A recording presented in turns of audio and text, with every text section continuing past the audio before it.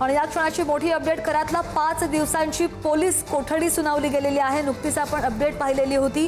युक्तिवाद कोर्टातला संपला होता आणि वकिलांनी काही प्रश्न सुद्धा उपस्थित केलेले होते। त्याच संदर्भातली महत्त्वाची अपडेट ही म्हणावी लागेल। आता अशोक खरातला 5 दिवसांची पोलीस कोठडी सुनावली गेली आहे आणि या 5 दिवसांच्या पोलीस कोठडीमध्ये आणखी काही हातामध्ये धागेदोरे लागतात का याचा प्रयत्न पोलिसांकडून केला जाईल, कारण की तपास संपत नाहीयेत। 14 गुन्हे आतापर्यंत दाखल झालेले आहेत आणि त्याच पार्श्वभूमीवर 5 दिवसांची पोलीस कोठडी 13 एप्रिल पर्यंत खरातचा मुक्काम पोलीस कोठडीमध्ये असणार आहे। 5 दिवसांची पोलीस कोठडी अशोक खरातला सुनावली गेली आहे। या संदर्भात आणखी जाणून घेणार आमचे प्रतिनिधी किरण ताजणे आपल्या सोबत आहेत। किरण, काही क्षणांपूर्वी काही वेळापूर्वी आपण आपल्या प्रेक्षकांना दाखवत होतो वकील आहेत, वकील काही प्रश्न उपस्थित करत होते त्या संदर्भात आणि यानंतर आता पुन्हा एकदा एसआयटी कडून खरातच्या पोलीस कोठडीची मागणी जी केली गेली 5 दिवसांची पोलीस कोठडी त्याला मिळाली आहे।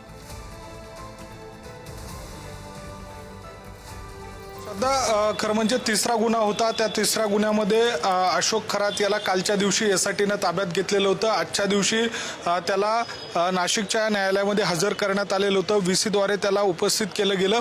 अशा सगळ्या परिस्थितीमध्ये न्यायमूर्ती BN ईचपुराणिक यांच्यासमोर ही सुनावणी पार पडली आणि या वेळेला तपासी अधिकाऱ्यांनी 7 दिवसांची पोलीस कोठडीची मागणी केलेली होती, मात्र 5 दिवसांची पोलीस कोठडी ही न्यायालयानं दिलेली आहे। अशोक खरात याची जी चौकशी सध्याच्या घडीला एसआयटीच्या माध्यमातून केली जाते ती पाहता या संपूर्ण तपासाला आता या निमित्तानं वेग येणार आहेत। यामध्ये आणखी एक महत्त्वाची बाब म्हणजे अशा सगळ्या परिस्थितीमध्ये सरकारी वकिलांनी यावेळेला जोरदार युक्तिवाद केला।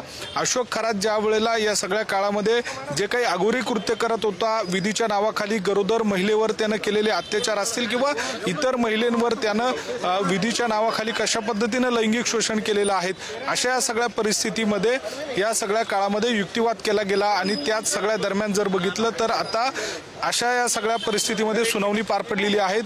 जे या सगळ्या दरम्यान BN ईचपुराणिक या न्यायमूर्ती जे आहेत त्यांनी याबाबतची जी पोलीस कोठडी आहे ती या सगळ्या दरम्यान सुनावलेली आहेत। सरकारी वकील जे आहेत ते या ठिकाणी पोहोचलेले आहेत। आपण त्यांची प्रतिक्रिया जाणून घेण्याचा प्रयत्न करू।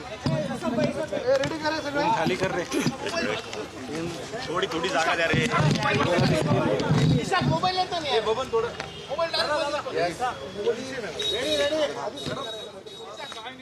युक्तिवाद संपलेला आहे आणि त्यानंतर अशोक खरातला 5 दिवसांची पोलीस कोठडी मिळालेली आहे आणि आरोपी अशोक खरात याला महिला अत्याचाराच्या 3ऱ्या गुन्ह्यामध्ये आज रोजी पोलीस कस्टडी साठी व्हिडिओ कॉन्फरन्सिंगद्वारे माननीय कोर्टामध्ये त्याला आज हजर करण्यात आलेलं होतं।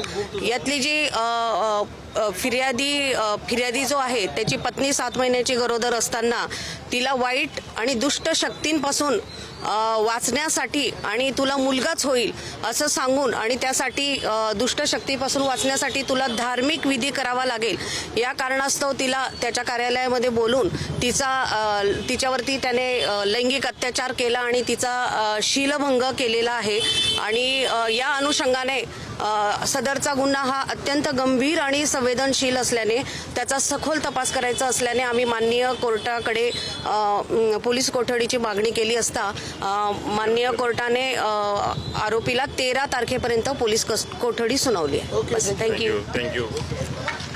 जर बघितलं तर याच सगळ्या काळामध्ये ज्या पद्धतीनं आता वकिलांनी जी माहिती दिली त्यानुसार 13 तारखेपर्यंत अशोक खरात याला पोलीस कोठडी आहे। 3ऱ्या गुन्ह्यामध्ये त्याला अटक करण्यात आलेली आहे आणि आतापर्यंत अशोक खरातवर 14 गुन्हे दाखल आहेत, त्यापैकी 8 लैंगिक शोषणाचे आहे आणि त्या 8 पैकी 3 गुन्ह्यांमध्ये आता सध्याच्या घडीला त्याला जी अटक करण्यात आलेली होती ती पाहता आता पोलीस कोठडी जी देण्यात आलेली आहे त्या सगळ्या अनुषंगाने तपास केला जाणार आहे।